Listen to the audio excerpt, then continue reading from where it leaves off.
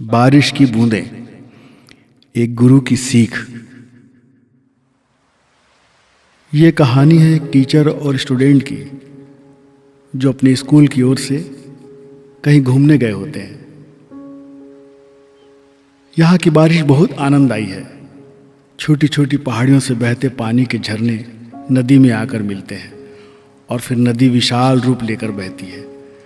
छोटी छोटी बारिश की बूंदें नदी को कितना विकराल रूप दे देती हैं, ये देखकर कुदरत की ताकत और चमत्कार का अनुभव होता है। ये नदी बहती हुई कभी कभी तट की मर्यादा भी छोड़ देती है, तब गांव कस्बे में तबाही आ जाती है। पर इस बार अब तक ऐसा नहीं हुआ था। यहाँ के हसीन नज़ारे देखने के लिए लोग दूर दूर से आ रहे थे। भागवत सर और मानस भी यहाँ पहली बार आए थे। उनके साथ आज इस पहाड़ पर आने का सबका पहला मौका था। इस जगह पर ऊंचाई से गिरते पानी के झरने बहुत ज़्यादा शोर मचा रहे थे। उस ऊंचाई से झरने को देखने पर नीचे धुआंधार सफ़ेद चादर दिख रही थी और पानी एकदम दूधिया लग रहा था।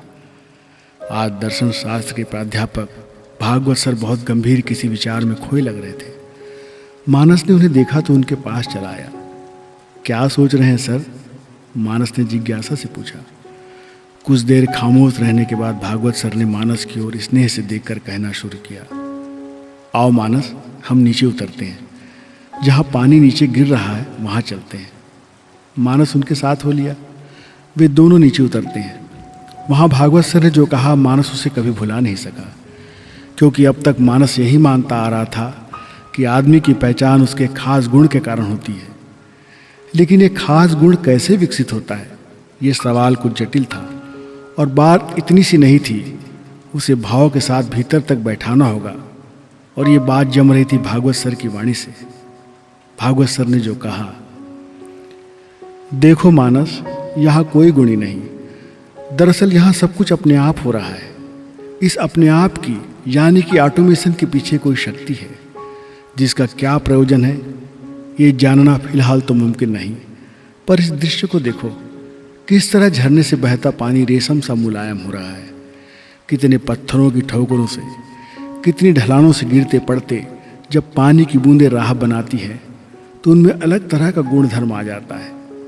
और सच मानो, पानी में एक तरह की महक आ जाती है। उसकी झरझर की आवाज़ एक अलग तरह का एहसास जगाती है।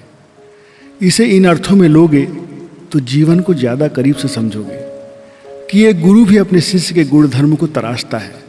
उसे कठोरता से, नम्रता से, अनेक तरीके से संवारता है। जो शिष्य होता है वो किसी और का गुरु होता है। उसके पीछे कोई और गुरु की प्रेरणा होती है और उसके पीछे किसी और की। मानो झरने की तरह प्रवाह गुरु और शिष्य की अपनी पहचान बना रहा हो। इस तरह से पहचान बन रही है, मिट रही है, पर स्थायी कुछ भी नहीं। मरण धर्मा इस शरीर का क्या विशेष गुण हो सकता है? कुछ दिनों का सफ़र और फिर चिर शांति। यहाँ रेत में कदमों के निशान बनते हैं और मिट जाते हैं। पर जैसा कि महाभारत में यक्ष प्रश्न के उत्तर में युधिष्ठिर कहते हैं, संसार का सर्वश्रेष्ठ मार्ग वो है जिस पर महापुरुष चल कर गए हों, सो उन्हीं मार्गों का अनुसरण करना चाहिए। इस रास्ते पर चलते रहने से आप विशेष गुण के स्वामी हो जाते हैं। गुरु शिष्य की परंपरा में गुरु अपने शिष्य को विशेष गुण से संपन्न कर देता है। हर गुरु और उसके शिष्य अपने गुणों से जाने गए। श्री रामकृष्ण और विवेकानंद से बड़ा उदाहरण क्या हो सकता है?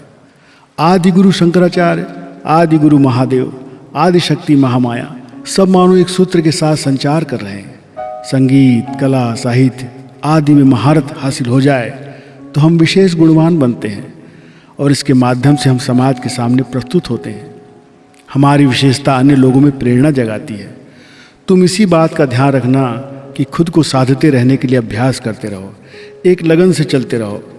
यही तुमको विशेष गुण का स्वामी बना देगा। लेकिन ये ख्याल बनाए रखना कि तुम अंतिम छोर नहीं हो। तुम्हारे बाद भी ये सिलसिला चलता रहेगा। तुमसे भी बड़ा कोई और आएगा। मानस के पटल पर उनकी एक एक बात अंकित हो रही थी। वो इसे समझ रहा था, अपने दिल दिमाग में अच्छे से बैठा रहा था। और अब जब वो फिर से झरने को देख रहा था तो उसे एक अलग एहसास हो रहा था। झरना, पानी, उसकी आवाज़, असंख्य तैरती बूंदें और इस टकराहट और संघर्ष के बाद उसमें से आ रही एक दिव्य महक। वे दोनों अब झरने के नीचे खड़े थे और झरने की बूंदें उन पर अपना स्नेह लुटा रही थी।